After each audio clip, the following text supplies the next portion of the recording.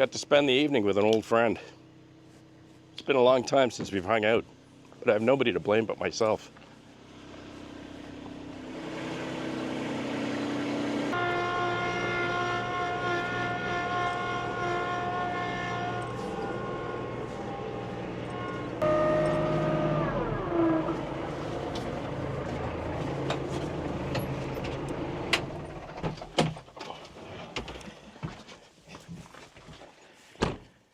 Even after all these years, laziness is still my biggest enemy.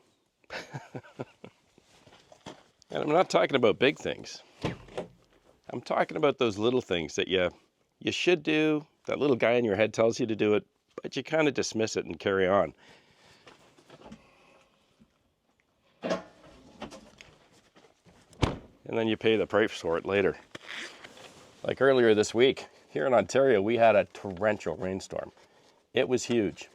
In fact, so huge that a few hours after I got up here, Carol called me and told me that the basement flooded. First time. And she said it was really deep, lots of mud in the basement. Now, you might think, okay, grab the mop, not a big deal, clean it up. But literally 2 days before that rainstorm, I had a whole pile of papers, invoices, tax receipts, those kind of things. And probably like yourselves, when you've got a lot of stuff to try to separate or collate, you put them all on the ground, on the floor, because you got lots of room. Well, that's what I did. And I mean lots of paperwork, spread out all over the place in piles. Yeah, so they're all pretty much ruined. Carol's taken some time, of course, to try to flatten them all out and lay them out all over different counters and couches. And heck, I'll show you a little picture. But she told me that they're pretty much all ruined. All the ink is run. You can't discern what they're saying or what the amounts are or the taxes. So now I've just created a whole bunch of extra work for myself because I'm gonna have to go back and try to collate or cross-reference them over the last couple of years. So laziness. So why is it my fault? Because as usual, as I finished up the paperwork that day and left them all on the floor, I got up and I started to walk away. And as I was walking away, that little guy, you know, the guy that rents the office in the back of your brain, he kind of pipes up. He says, you know, you really shouldn't leave those papers on the floor. But I'm thinking I got to come back and continue maybe in a day or two or after I get back from the cabin. So I'm not listening. I just keep walking. Yep. Laziness. So what does that have to do with Advil, you're probably asking? Well,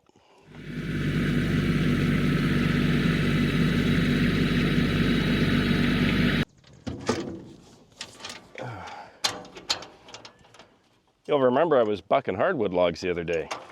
And well, I brought everything I needed. I had the right tools with me, but I was kind of too lazy to walk 15 feet to use it. I just figured I'd just start picking up hardwood rounds and pitching them over by the axis without any assistance. We both know that's not good for me.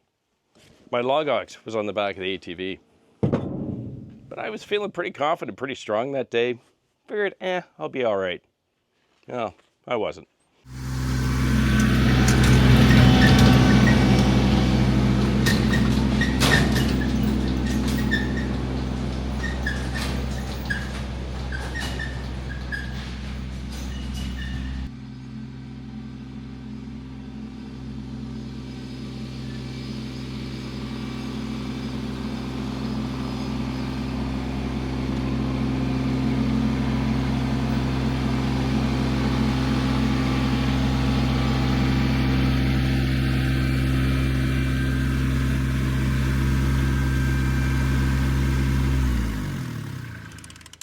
And all the while, that little guy back there in my mind kept telling me, go get my tool. Well, I should have listened. So I'm wearing that back brace again. It's been a long time. I can't remember the last time I needed it. It's underneath the bib. And we're gonna work a little smarter today. Probably wondering what the moral of this big long story was. Well, one, it was to chat with you guys while I was getting everything ready and getting out here. But the second is that at some point you may find you need a little help.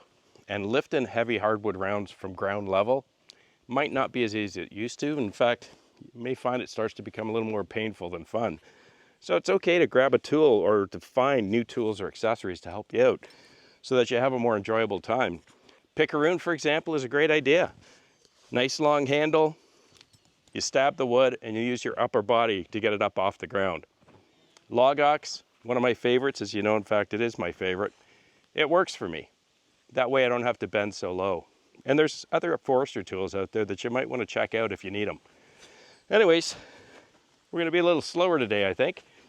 I'm just going to try to fill that trailer before noon and then go back to the house and put my feet up. Let's get her done.